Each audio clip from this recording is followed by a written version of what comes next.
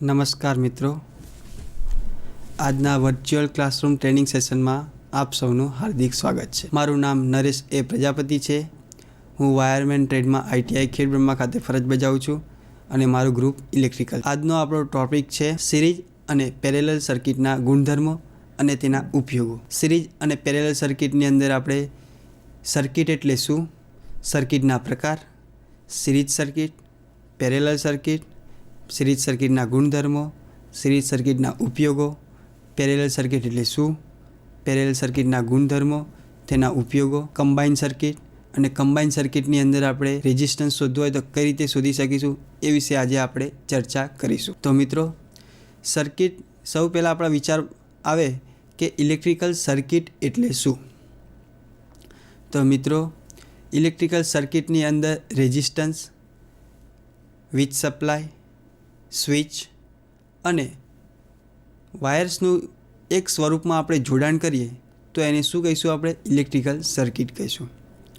મિત્રો, આવી electrical circuit જુદા જુદા પ્રકારે પણ હોય છે, જેની અંદર સર્કિટના 3 પ્રકાર પડે છે: શોર્ટ સર્કિટ, ઓપન સર્કિટ અને ક્લોઝ સર્કિટ.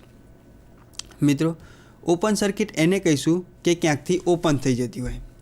ક્લોઝ સર્કિટ એને કહીશું કે જ્યાં ક્લોઝ સર્કિટ થઈ જતી હોય, ક્લોઝ થઈ જતું હોય. અને શોર્ટ સર્કિટ એવું કહીશું કે જ્યારે 2 છેડા હોય એ 2 છેડા જોડાઈ જાય તો એને શું કહેવાય? શોર્ટ સર્કિટ કહેવાય. તો મિત્રો, ઓપન સર્કિટ એમાં એક સ્વિચનું જોડાણ હોય, એમાં અવરોધ પણ હોય અને વીજ સપ્લાય પણ હોય. જો મિત્રો, અહીંયા જ્યારે વીજ સપ્લાય, અહીંયા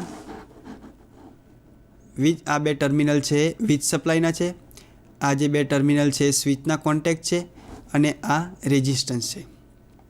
હવે જ્યારે આપણે અહીંયાથી કરંટ પસાર કરીશું ત્યારે અહીંથી આગળ જશે. હવે અહીંયાથી આગળ જશે કે નહીં જાય મિત્રો? નહીં જાય.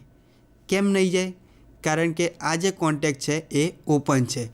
જો આ કોન્ટેક્ટ એ આ ટર્મિનલ સાથે જોડાયેલો હોત તો આગળ કરંટ પાસ થાત, પણ અત્યારે આ જે કોન્ટેક્ટ છે એ શું છે? ઓપન છે. એટલે મિત્રો, અહીંયાથી આપણે જ્યારે કરંટ પસાર કરીશું, વીજ સપ્લાય આપીશું, ત્યારે અહીંયા સુધી જ કરંટ આવશે. જ્યારે આગળ રેઝિસ્ટન્સમાંથી પાસ થઈને બીજા ટર્મિનલની અંદર આપણને સપ્લાય મળશે નહીં, જેને ઓપન સર્કિટ કહેવામાં આવે છે. મિત્રો, આ ઓપન સર્કિટ કેટલા પ્રકારે થઈ શકે? તો મિત્રો, જ્યારે વીજ સપ્લાયના ટર્મિનલ લૂઝ હોય, અવરોધ બ્રેક હોય ત્યારે, સ્વિચ બ્રેક હોય ત્યારે, સ્વિચની પોઝિશન ઓપન હોય ત્યારે પણ આ ઓપન સર્કિટ બની શકે છે. નેક્સ્ટ છે ક્લોઝ સર્કિટ. તો મિત્રો, ક્લોઝ સર્કિટની અંદર પણ તમે જોઈ શકો છો કે આ અવરોધ જોડેલો છે, સ્વિચની પોઝિશન છે અને આ વીજ સપ્લાય છે. મિત્રો, તમે આગળ જે જોયું એમાં સ્વિચની પોઝિશન કેવી હતી? આ જે કોન્ટેક્ટ હતો એ ઉપરની સાઈડ હતો. જ્યારે આ ક્લોઝ સર્કિટની અંદર આ જે કોન્ટેક્ટ છે એ શું છે? આ ટર્મિનલને ટચ કરેલ છે. હવે જ્યારે આપણે અહીંયાથી વીજ સપ્લાય પ્રોવાઈડ કરીશું ત્યારે અહીંયાથી કરંટ પાસ થઈ અહીંયાથી હવે આગળ સ્વિચમાં કરંટ જશે કે નહીં જાય? તો મિત્રો, કરંટ આગળ જશે. કેમ જશે? કારણ કે જે આ કોન્ટેક્ટ જે છે એ ઓપન સર્કિટની અંદર ઓપન હતો, જ્યારે ક્લોઝ સર્કિટની અંદર શું છે? ક્લોઝ છે. હવે આ કરંટ આગળ જઈ રેઝિસ્ટન્સમાં પાસ થઈ અને બીજા ટર્મિનલની અંદર આપણને સપ્લાય મળી રહે છે, જેથી આ સર્કિટને શું કહેવાય? ક્લોઝ સર્કિટ કહેવાય. નેક્સ્ટ જે છે એ શોર્ટ સર્કિટ છે. મિત્રો, જો આપણે આ વીજ સપ્લાયના 2 છેડા છે, એમાં આ પોઝિટિવ હોય અને આ નેગેટિવ હોય. હવે આ પોઝિટિવ જે છેડો છે આ છે અને નેગેટિવ જે છેડો છે એ આ છે. આ પોઝિટિવ અને નેગેટિવ 2 ક્યાંકથી શોર્ટ થઈ ગયા છે. જો આ 2 પોઈન્ટ શોર્ટ કરેલા છે, આ ઊભી જે લાઈન દેખાય છે ને એ પોઝિટિવ અને નેગેટિવ છેડાને શોર્ટ કરેલા છે. મિત્રો, જે રીતે ક્લોઝ સર્કિટની અંદર જોયું એ જ રીતે શોર્ટ સર્કિટની અંદર પણ સ્વિચ ક્લોઝ છે અને અહીંયાથી ખાલી માત્ર ફેરફાર એ જ છે કે અહીંયાથી આ 2 વાયર જે છે ટર્મિનલના સપ્લાય વોલ્ટેજ એ 2 શોર્ટ થઈ ગયેલા છે. હવે જ્યારે કરંટની એક વૃત્તિ છે કે એને જેટલો ઓછો અવરોધ પાસ કરવો પડે ને ત્યાંથી તે પસાર થઈ જશે. હવે જો સપોઝ કે આપણને એમ કીધું હોય કે ભાઈ તમારે અહીંથી અમદાવાદ જવાનું છે, તો આપણે અહીંથી બરોડા જઈને અમદાવાદ જઈએ કે અહીંથી સીધા અમદાવાદ જઈએ? તો મિત્રો કરંટની પણ એવી જ વૃત્તિ છે, આપણે અહીંયાથી સીધા અમદાવાદ જઈએ, બરોડા જઈએ નહીં. એ જ રીતે કરંટની પણ એવી જ વૃત્તિ છે કે જે આ ઓછો માર્ગ છે, આ જે સૌથી ટૂંકો માર્ગ છે, કારણ કે અહીંયા ખાલી વાયરનો જ રેઝિસ્ટન્સ આવે, જ્યારે અહીંયા વાયરનો રેઝિસ્ટન્સ પ્લસ આ રેઝિસ્ટન્સ જોડેલો છે, એટલે બે અવરોધ એને સામનો કરવો પડે, જ્યારે અહીંયાથી સીધો અવરોધનો સામનો કરવો પડે વાયરનો. એટલે મિત્રો જ્યારે અહીંયાથી આપણે સપ્લાય પસાર કરીશું એટલે આ સ્વિચમાં થઈને, સ્વિચ ક્લોઝ છે એટલે સ્વિચમાં થઈને સપ્લાય અહીંથી સીધો સપ્લાય અહીંયાથી જઈને અહીંયાથી આપણને સપ્લાય મળશે. પણ મિત્રો આ પ્રકારની સર્કિટની અંદર કરંટ ખૂબ જ હાઈ થઈ જાય છે, જેથી આગ લાગવાની શક્યતા પૂરેપૂરી રહેલી છે. નેક્સ્ટ છે એ સર્કિટમાં અવરોધના જોડાણો. મિત્રો સર્કિટમાં અવરોધના જોડાણો એટલે શું? તો રેઝિસ્ટન્સ આર એટલે કે અવરોધ સર્કિટની અંદર સિરીઝમાં પણ જોડાયેલો છે અને પેરેલલમાં પણ જોડાયેલો છે. હવે મિત્રો આ સિરીઝ અને પેરેલલ વસ્તુ શું છે? તો મિત્રો આગળ આપણે જોયું કે ક્લોઝ સર્કિટ, ઓપન સર્કિટ અને શોર્ટ સર્કિટ જોઈ, એમાં એક રેઝિસ્ટન્સ જોડેલો હતો. એ રેઝિસ્ટન્સના કેટલા છેડા હતા? તો 2 છેડા હતા. એક છેડાને આપણે 1 નામ આપી દઈએ અને બીજા છેડાને 2 નામ આપી દઈએ. હવે આપણે આવા સર્કિટમાં અવરોધના જોડાણો 3 પ્રકારે થઈ શકે છે: સિરીઝ સર્કિટ, પેરેલલ સર્કિટ અને કમ્બાઇન સર્કિટ. હવે એમાંથી પહેલું જોઈએ આપણે સિરીઝ સર્કિટ. હવે મેં તમને કીધું કે અવરોધના 2 છેડા હોય, 1 અને 2. હવે સપોઝ કે આપણે એવા n અવરોધ લીધેલા હોય, તો n અવરોધને આપણે સિરીઝમાં કઈ રીતે જોડીશું? તો જુઓ, પહેલો જે સપ્લાય ટર્મિનલ આવે એની સાથે પહેલો છેડો જોડી દેવાનો. પછી પહેલા અવરોધનો બીજો છેડો આવે એ બીજા અવરોધના પહેલા છેડા સાથે. ધ્યાન રાખજો મિત્રો, શાંતિથી સાંભળજો અને સમજજો. અવરોધનો એક અવરોધ લો, એનો જે પહેલો છેડો હોય એ ટર્મિનલ વોલ્ટેજ V સાથે જોડી દો. હવે જે બીજો છેડો છે પહેલા અવરોધનો જે બીજો છેડો છે એને બીજા અવરોધના પહેલા છેડા સાથે જોડી દીધો. શાબાશ. ત્યાર પછી બીજો અવરોધનો બીજો છેડો બાકી રહ્યો, એને ત્રીજા અવરોધના પહેલા છેડા સાથે જોડો. પછી ત્રીજા અવરોધનો બીજો છેડો એ ચોથા અવરોધના પહેલા છેડા સાથે જોડો. એ રીતે કન્ટિન્યુઅસ એક છેડો આગળના અવરોધ સાથે અને બીજો છેડો પાછળના અવરોધ સાથે, એ રીતે કન્ટિન્યુઅસ જોઈન્ટ કરતા રહો. છેક છેલ્લો અવરોધ આવે એને ટર્મિનલ સપ્લાય વોલ્ટેજ V સાથે જોડી દેવાનો. મિત્રો આ જે આપણું થઈ ગયું એને સિરીઝ સર્કિટ કહીશું. પેરેલલ સર્કિટની અંદર શું થશે? તો પેરેલલ સર્કિટની અંદર પણ એવા અવરોધ લઈ લો. અવરોધની સપોઝ કે એક અવરોધ છે એનો એક અને બીજો છેડો, એ રીતના બે છેડા હોય અવરોધના. હવે એવા n અવરોધ લીધેલા હોય, તો n અવરોધના જે પહેલા છેડા હોય એમને એક સાથે જોઈન્ટ કરી કાઢો, અને n અવરોધના જે બીજા છેડા હોય એને બીજા ટર્મિનલ સાથે જોઈન્ટ કરી કાઢો. એટલે આખા પહેલાં n અવરોધ હોય 1 2 3 4 5 6 7 અપ ટુ n સુધીના જે પહેલા છેડા છે અવરોધના, એ પહેલા છેડા અહીંયા જોડાઈ ગયા અને બીજા છેડા છે અહીંયા જોડી ગયા. હવે એ બંનેને શું કરી કાઢો? સપ્લાય ટર્મિનલ સાથે જોડી કાઢો. અને આ જે જોડાણ થઈ ગયું એને પેરેલલ સર્કિટ કહીશું. કમ્બાઇન સર્કિટની અંદર કેવું હોય? કમ્બાઇન સર્કિટની અંદર સિરીઝ સર્કિટ પણ હોય અને પેરેલલ સર્કિટ પણ હોય. એ મિત્રો હવે આપણે ડીપમાં જોઈશું. તો સૌ પહેલાં જોઈશું આપણે સિરીઝ સર્કિટ. તો મિત્રો અહીંયા તમને આકૃતિમાં દેખાય છે કે R1, R2 અને R3 3 અવરોધો લીધેલા છે. જો મિત્રો મેં તમને કીધું કે અવરોધના 2 છેડા હોય, એક આ છેડો અને એક આ છેડો. બીજા અવરોધનો આ પહેલો છેડો અને આ બીજો છેડો. ત્રીજા અવરોધનો આ પહેલો છેડો અને આ બીજો છેડો. જો મિત્રો સૌથી પહેલો જે અવરોધ છે એનો જે પહેલો છેડો છે એ ટર્મિનલ વોલ્ટેજ સપ્લાય સાથે જોડેલો છે. હવે પહેલા અવરોધનો બીજો જે છેડો છે એ બીજા અવરોધના પહેલા ટર્મિનલ સાથે જોડાયેલો છે. જોડાઈ ગયો જો આ. પછી બીજો અવરોધનો બીજો છેડો જે છે એ ત્રીજા અવરોધના પહેલા છેડા સાથે જોડાયેલો છે. જો મારો એરો ફરે છે એ તમને દેખાય છે. હવે ત્રીજો અવરોધ જે છે એનો બીજો જે છેડો છે એ સપ્લાય ટર્મિનલના નેગેટિવ છેડા સાથે જોડાયેલો છે. જો મિત્રો પોઝિટિવ છેડો પહેલા રેઝિસ્ટન્સ સાથે અને નેગેટિવ છેડો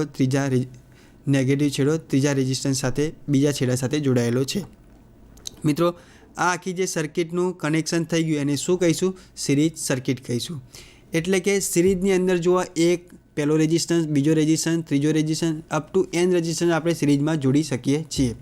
અહીંયા આપણે 3 રેઝિસ્ટન્સ જ લીધેલા છે, R1, R2 અને R3. હવે આપણે અહીંયાથી સપ્લાય વોલ્ટેજ V પ્રોવાઈડ કરીએ એટલે એમાંથી પાસ થતો કરંટ I છે.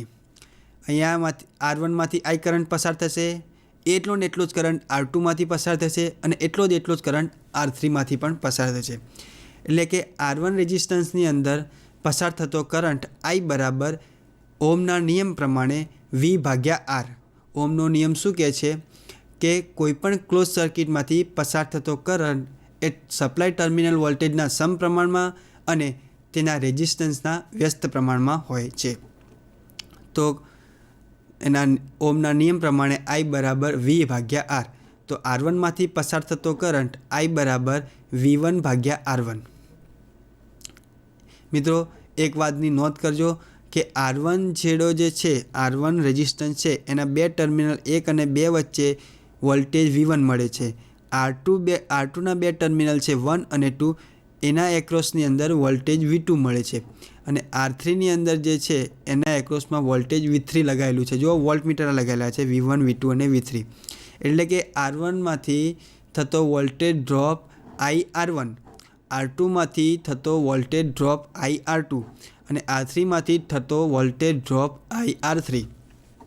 મિત્રો અહીંયા એક વાત નોટ કરજો કે જો આ બધાની અંદર V1ની અંદર I લખ્યું છે, V2ની અંદર I લખ્યું છે અને V3 અંદર I લખ્યું છે. તમે કહેશો કે સાહેબ V1 1 વાળા હોય તો I1 R1 ના આવે, V2 બરાબર I2 R2 ના આવે, V3 બરાબર I3 R3 ના આવે. તો મિત્રો સિરીઝ સર્કિટની અંદર જે કરંટ સપ્લાય ટર્મિનલમાંથી જેટલો કરંટ આપણે પાસ કરીએ છીએ તેટલો જ કરંટ બધા જ રેઝિસ્ટન્સમાંથી એક સમાન કરંટ પાસ થાય છે. જ્યારે દરેક રેઝિસ્ટન્સની અંદર થતો વોલ્ટેજ ડ્રોપ V જુદો હોય છે. એટલે મિત્રો V1 બરાબર IR1 એ R1માંથી થતો વોલ્ટેજ ડ્રોપ છે, V2 બરાબર IR2 એ R2માંથી થતો વોલ્ટેજ ડ્રોપ છે અને V3 બરાબર IR3 એ R3માંથી થતો વોલ્ટેજ ડ્રોપ છે. નેક્સ્ટ જોઈએ તો સિરીઝ સર્કિટના ગુણધર્મો. તો મિત્રો સિરીઝ સર્કિટમાં એક કરતાં વધુ અવરોધને સિરીઝમાં જોડેલા હોય છે. બીજો મુદ્દો છે કે કરંટ વહેવાની દિશા એક જ હોય છે. જો મિત્રો મેં તમને આગળની ફિગરમાં બતાવ્યું એ પ્રમાણે અહીંથી આપણે સપ્લાય વોલ્ટેજ V આપીએ તો એમાંથી કરંટ I અહીંયાથી પાસ થાય છે, એને એક જ માર્ગ મળે છે. બીજો ક્યાંય કરંટને પસાર થવા માટેનો માર્ગ મળતો નથી. અહીંયાથી કરંટ પસાર થઈને અહીંયાથી પાછો અહીં આવી જાય છે. એટલે મિત્રો કરંટને એક જ માર્ગ મળતો હોવાથી જો કદાચ સર્કિટની અંદર બ્રેક થાય, જો કે R2 રેઝિસ્ટન્સ ખરાબ થઈ ગયો, R2 રેઝિસ્ટન્સ બ્રેક થઈ ગયો, તો કરંટ અહીંયાથી આગળ પસાર થવાનો છે? તો ના. તો અહીંયાથી કરંટ આગળ પસાર થશે નહીં, તો R3માંથી કરંટ પાસ નહીં થાય અને સપ્લાયના નેગેટિવ ટર્મિનલ સાથે આપણને વોલ્ટેજ સપ્લાય મળશે નહીં.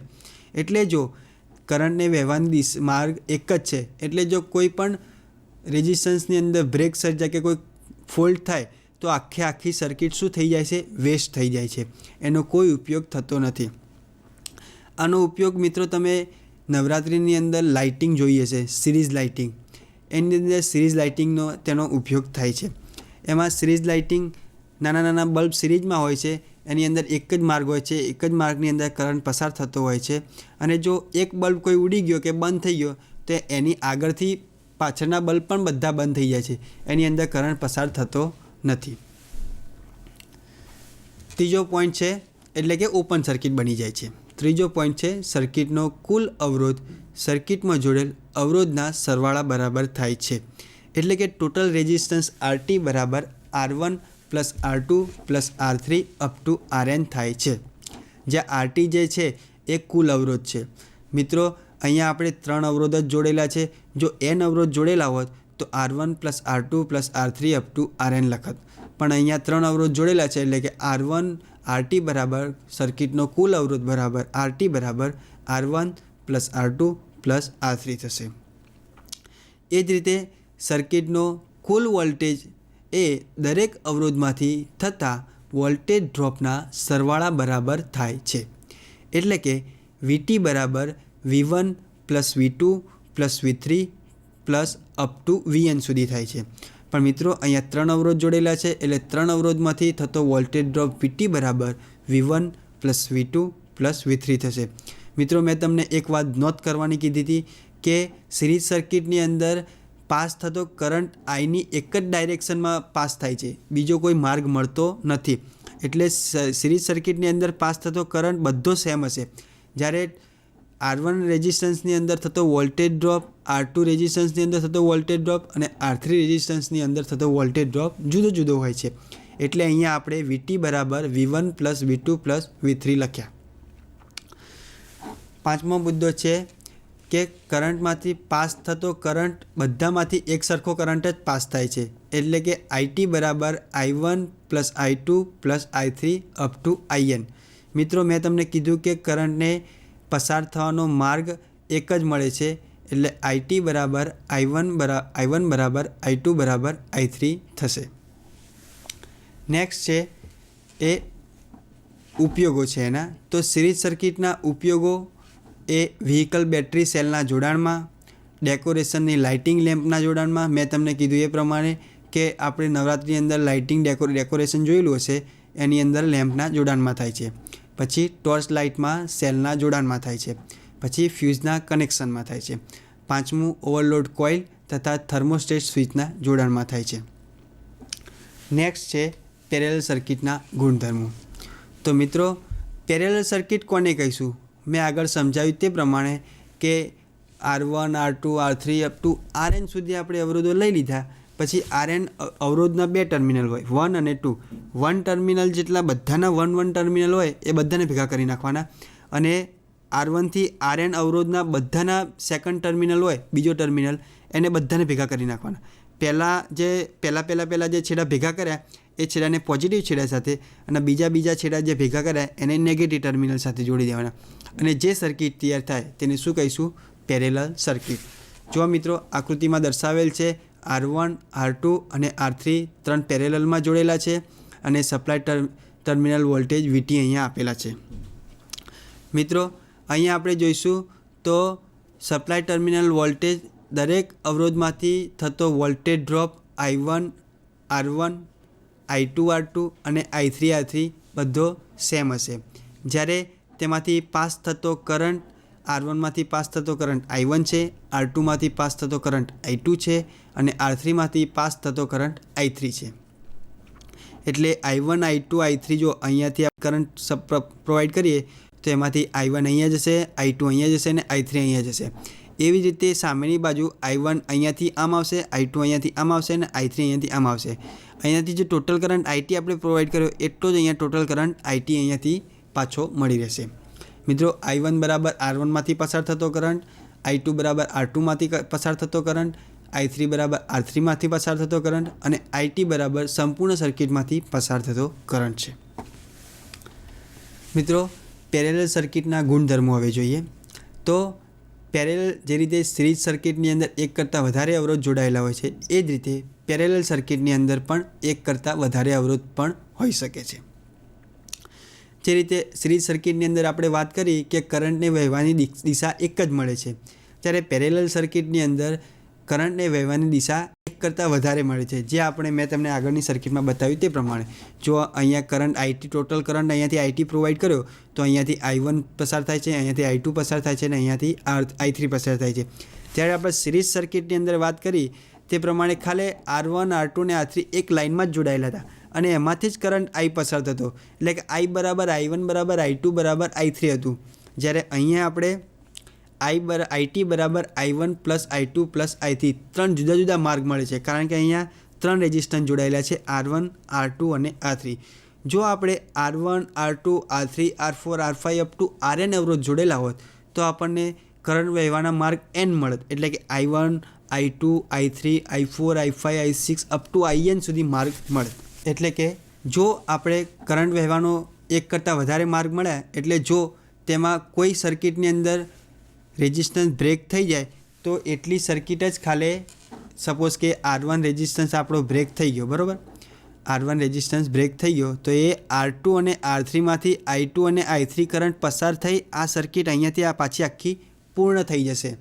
જ્યારે R2 કદાચ બ્રેક થઈ ગયો હોય તો એ અહીંયાથી કરંટ R1માંથી પસાર થશે અને R3માંથી પસાર થશે. એટલે I1 અને I3 અહીંયાથી ટોટલ આપણને કરંટ IT મળી જશે.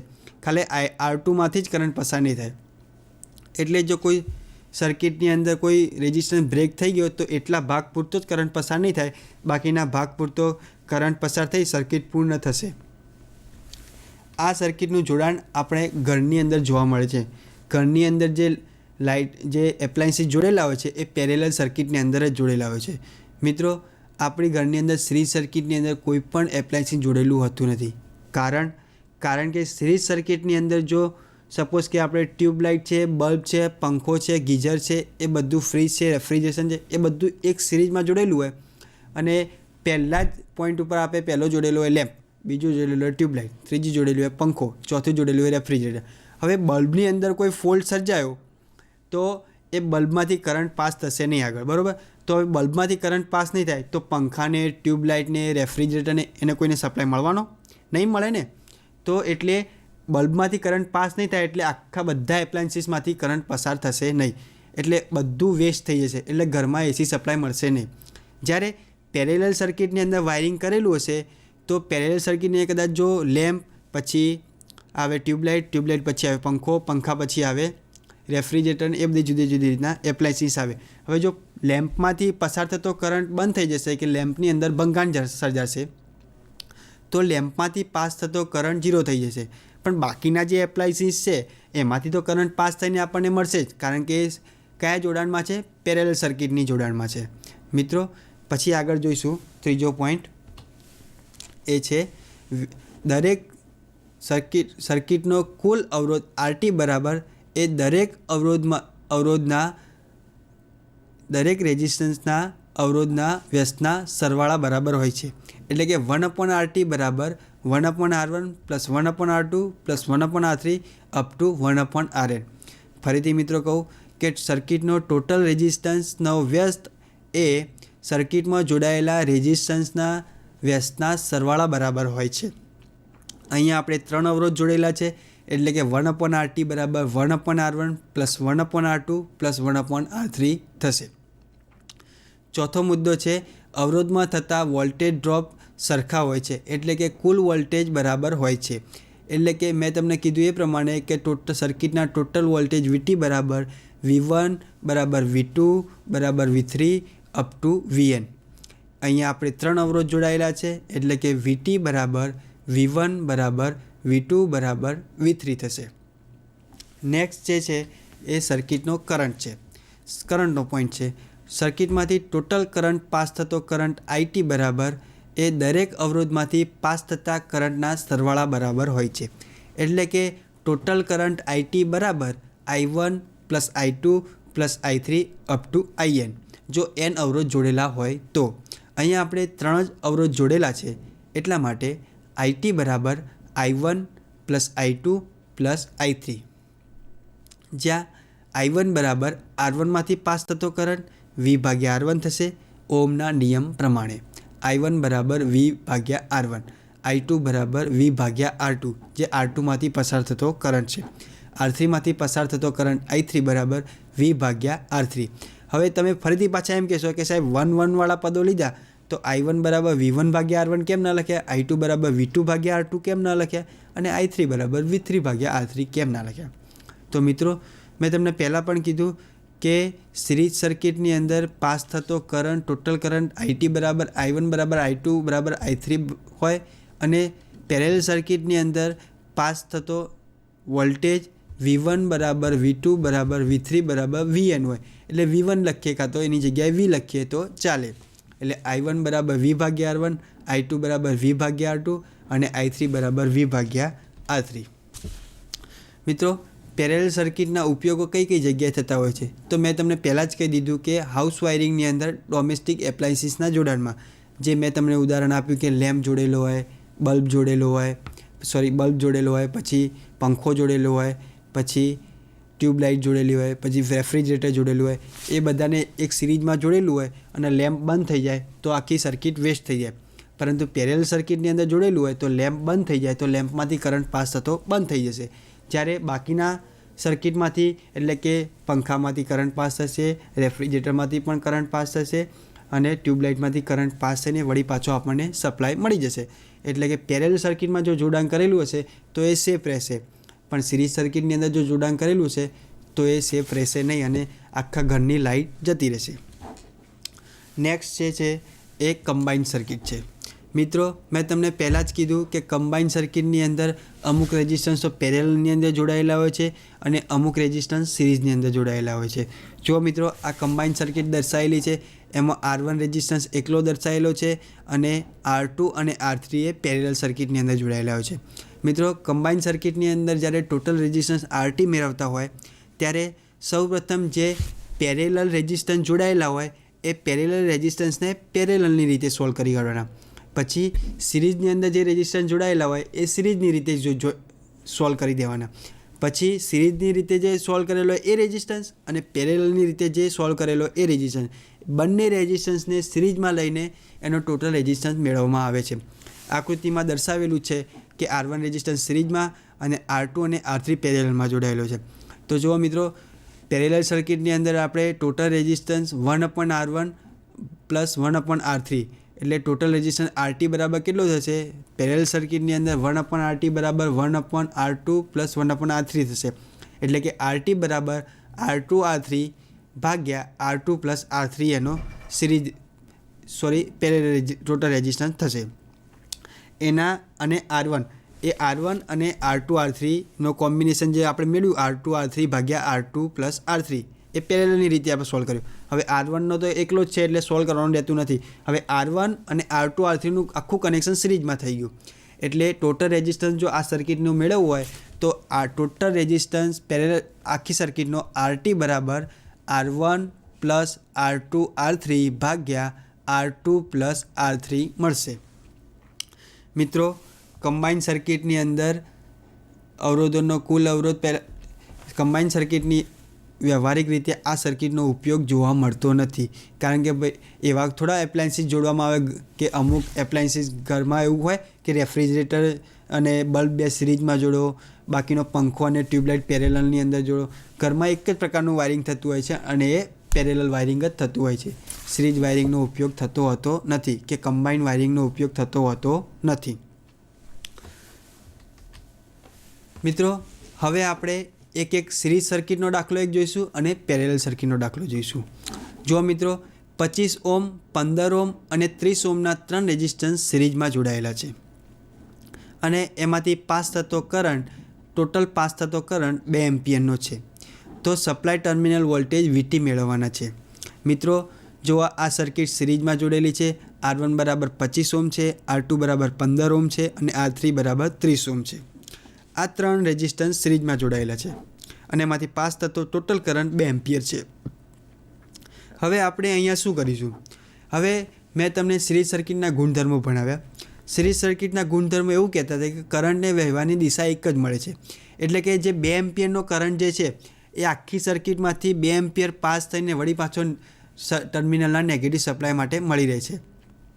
સર્કિટમાં બતાવ્યું એ પ્રમાણે 25 ઓમમાંથી, 30 ઓમમાંથી અને 15 ઓમમાંથી ત્રણેમાંથી સેમ કરંટ 2 એમ્પિયર પસાર થશે. હવે મિત્રો, આપણે R1, R2 અને R3 3 રેઝિસ્ટન્સ છે, 25 ઓમ, 15 ઓમ અને 30 ઓમ. હવે ટોટલ રેઝિસ્ટન્સ RT મેળવી લેવો હોય તો RT સિરીઝ સર્કિટમાં કઈ રીતે મેળવી શકાય? તો સિરીઝ સર્કિટની અંદર ટોટલ રેઝિસ્ટન્સ RT બરાબર R1 plus R2 plus R3 થશે.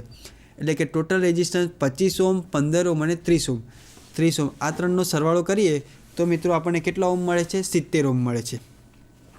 હવે આપણે સપ્લાય ટર્મિનલ વોલ્ટેજ VT શોધવાના છે. હવે આપણે એક વસ્તુ જાણીએ છીએ કે ટોટલ રેઝિસ્ટન્સ આપણી પાસે મળી ગયો. ટોટલ સપ્લાય વોલ્ટેજનું VT બરાબર IRT ઇક્વેશન થશે. હવે ટોટલ સર્કિટમાંથી પાસ થતો કરંટ બધો સેમ છે એટલે કે IT બરાબર I1 બરાબર I2 બરાબર I3 છે અને ટોટલ રેઝિસ્ટન્સ RT મેળવી લીધો છે.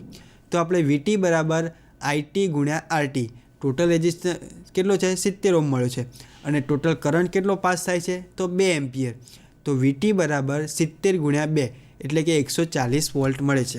આ થઈ ગયું સિરીઝ કનેક્શન. હવે આપણે પેરેલલ કનેક્શનનો એક દાખલો જોઈએ. તો પેરેલલ કનેક્શનની અંદર 6 ઓમ, 12 ઓમ અને 18 ઓમના 3 રેઝિસ્ટન્સ પેરેલલની અંદર જોડાયેલા છે અને તેમાંથી પાસ થતા કરંટ શોધવાના છે. જ્યારે ટોટલ કરંટ જે પાસ થાય છે એ મિત્રો 44 એમ્પિયર છે. જુઓ, આ 44 એમ્પિયર ટોટલ અહીંયાથી પાસ થતો કરંટ છે. ત્યારે આપણે શોધવાના છે શું I1, I2 અને I3 શોધવાના છે. મિત્રો હવે આપણે R1, R2 અને R3 જાણીએ છીએ તો આપણે ટોટલ રેઝિસ્ટન્સ મેળવી કાઢશું. પણ એક વાત યાદ રાખજો કે સિરીઝ સર્કિટની અંદર RT બરાબર R1 plus R2 plus R3 થશે. જ્યારે પેરેલલ સર્કિટની અંદર એનો ટોટલ રેઝિસ્ટન્સ 1/RT બરાબર 1/R1 plus 1/R2 plus 1/R3 થશે. એટલે કે જો આપણે ટોટલ રેઝિસ્ટન્સ મેળવવા જઈશું તો 1/RT બરાબર 1/6 1/6 પ્લસ 1/12 પ્લસ 1/18 કરીશું. તો ટોટલ રેઝિસ્ટન્સ RT બરાબર 3 3નો લસા કેટલો થશે 36 લસા થશે. તો મિત્રો 6 + 3 + 2 ભાગ્યા 36, 6 ને 3 9 ને 2 11 ભાગ્યા 36. હવે આ RTને આપણે ઉપર લઈ જઈએ અને 1ને નીચે લાવીએ તો આ 36ને વળી પાછા ઉપર લઈ જવા પડશે અને 11ને નીચે લાવવા પડશે. એટલે ટોટલ રેઝિસ્ટન્સ કેટલો મળશે 3.27 ઓહ્મ. હવે ટોટલ રેઝિસ્ટન્સ આપણે જાણીએ છીએ અને ટોટલ કરંટ જાણીએ છીએ તો ટોટલ વોલ્ટેજ મળી જાય આપણને. તો VT બરાબર IT ગુણ્યા RT. હવે RT કેટલો છે 3.27 અને ટોટલ કરંટ કેટલો છે 44 એમ્પિયર. તો ટોટલ વોલ્ટેજ કેટલા મળે આપણને 44 ગુણ્યા 3.27 એટલે આપણને ટોટલ વોલ્ટેજ મળી જશે. ત્યારબાદ હવે ટોટલ વોલ્ટેજ આપણને કેટલા મળે 144 વોલ્ટ. હવે આપણે સર્કિટની અંદર I1 6 ઓહ્મમાંથી પાસ થતો કરંટ, 12 ઓહ્મમાંથી પાસ થતો કરંટ I2 અને 18 ઓહ્મમાંથી પાસ થતો કરંટ I3 મેળવવાનો છે. તો ઓહ્મના નિયમ પ્રમાણે I બરાબર V ભાગ્યા R. V આપણે કેટલા છે ટોટલ વોલ્ટેજ જે છે એ પેરેલલ સર્કિટની અંદર બધા સેમ રહેશે એટલે VT બરાબર V1 બરાબર V2 ભાગ્યા V2 બરાબર V3. એટલે હવે ઓહ્મના નિયમ પ્રમાણે I બરાબર V ભાગ્યા R. V કેટલો છે 144 અને R1 કેટલો છે 6 એમ્પિયર. તો I1 બરાબર કેટલા મળશે 24 એમ્પિયર. I2 બરાબર કેટલા છે V ભાગ્યા R2. VT તો આપણને મળી ગયા 144 અને ભાગ્યા R2 રેઝિસ્ટન્સ કેટલો છે 12 ઓહ્મ. તો આપણને કેટલો મળ્યો 12 એમ્પિયર. I3 બરાબર V ભાગ્યા R3. ટોટલ વોલ્ટેજ કેટલા છે 144 એમ્પિયર ભાગ્યા રેઝિસ્ટન્સ કેટલો છે 18 ઓહ્મ. તો I3 બરાબર 8 એમ્પિયર. તો મિત્રો આજે આપણે સિરીઝ સર્કિટ એટલે શું, પેરેલલ સર્કિટ એટલે શું, કમ્બાઇન સર્કિટ એટલે શું, ઇલેક્ટ્રિકલ સર્કિટ કોને કહેવાય, સિરીઝ સર્કિટના ગુણધર્મો શું છે, પેરેલલ સર્કિટના ગુણધર્મો શું છે, સિરીઝ સર્કિટના ઉપયોગો ક્યાં થાય છે, પેરેલલ સર્કિટના ઉપયોગો ક્યાં થાય છે, કમ્બાઇન સર્કિટની અંદર ટોટલ રેઝિસ્ટન્સ ફાઇન્ડ કરવો તો કઈ રીતે કરો એ આપણે શીખ્યા. મિત્રો તમે મને ધ્યાનપૂર્વક સાંભળ્યો એ બદલ ખૂબ ખૂબ આભાર.